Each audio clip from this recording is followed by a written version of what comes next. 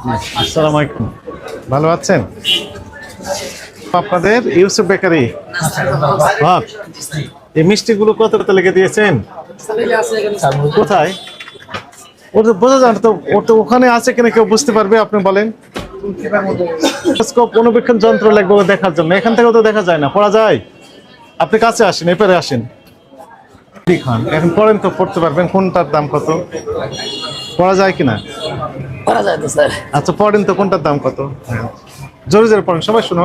Chicken পরোটা প্রতি piece 80 টাকা। হ্যাঁ, আপনি তো মুখস্থ বিদ্যা বলতেছেন, কারণ ওটা বিক্রি করেন তাই। ঠিক আছে। চিকেন পরোটা কয় নাম্বারে আছে সেটা বলেন। 1 নম্বর স্যার।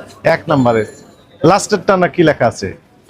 ওটা লাস্টেরটা হ্যাঁ নিচে। হ্যাঁ, স্যার ওটা কাছে গিয়ে দেখতে হবে আর কি। মানে এখান থেকে তার মানে দেখা যাচ্ছে না। যাচ্ছে না। আপনি বুঝতে পেরেছেন? আপনি কাস্টমার কি ওইখানে যেতে দেবেন? না স্যার। নিয়ম কি, আইন কি? আইন ছিল একদম সহজে দৃশ্যমান স্থানে এমন ভাবে দিবেন যেন সহজে দেখতে পাওয়া যায়, তাহলে মূল্য তালিকার কোনো দাম